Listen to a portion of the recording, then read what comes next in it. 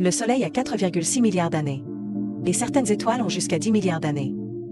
Alors, sais-tu ce que les étoiles ont traversé pendant ces 10 milliards d'années? Tout commence dans un lieu appelé nuage moléculaire. Il est principalement composé d'hydrogène et de faibles quantités d'éléments plus lourds. Dans ces nuages poussiéreux, au cœur du cosmos, les nuages moléculaires flottent en silence, comme des océans dans l'espace. Attended Ellen Saldallavi.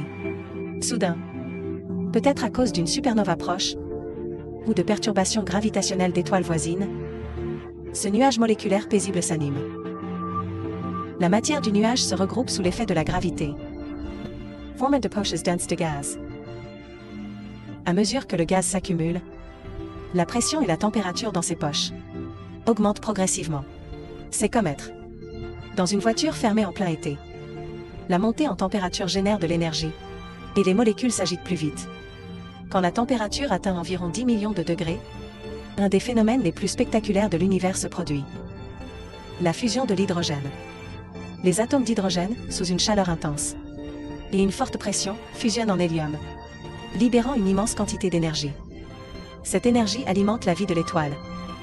Et c'est la lumière que nous voyons scintiller dans le ciel nocturne. Au cours de ce processus, une nouvelle étoile naît. Avec le temps, le noyau de la proto-étoile chauffe et se densifie, jusqu'à pouvoir maintenir la fusion de l'hydrogène. Cela marque le début de sa phase stable de séquence principale, où elle brillera pendant des milliards d'années.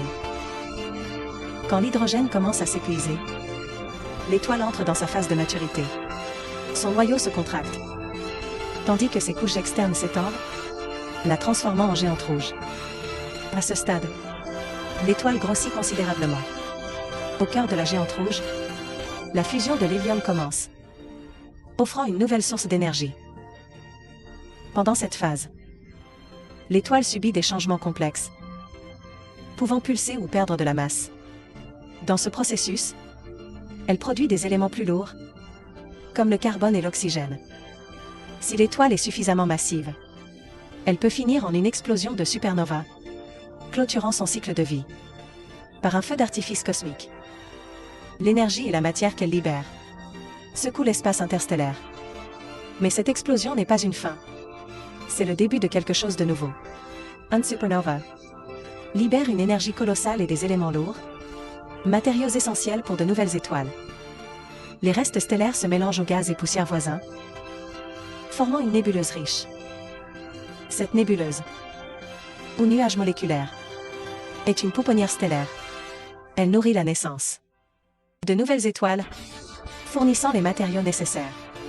À l'intérieur de la nébuleuse, la matière est inégalement répartie, créant des zones plus denses que leur environnement. Ces régions denses s'effondrent sous la gravité, formant progressivement des proto-étoiles. Les proto-étoiles attirent la matière environnante, grandissant en taille et en chaleur. Quand le noyau atteint des températures et pressions extrêmes, la réaction de fusion s'enclenche.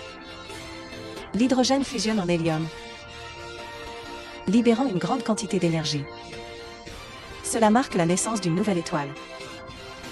Pour les étoiles moins massives, incapables de provoquer une supernova, elles peuvent s'éteindre doucement en naine blanche. Mais si elles sont assez massives, elles peuvent s'effondrer en étoiles à neutrons, ou même en trous noirs mystérieux. Dans cet univers infini, chaque étoile est une petite histoire de vie. Leur naissance, leur croissance et leur fin reflètent notre propre existence. As-tu déjà pensé? Si tu avais une vie aussi longue, que voudrais-tu faire le plus?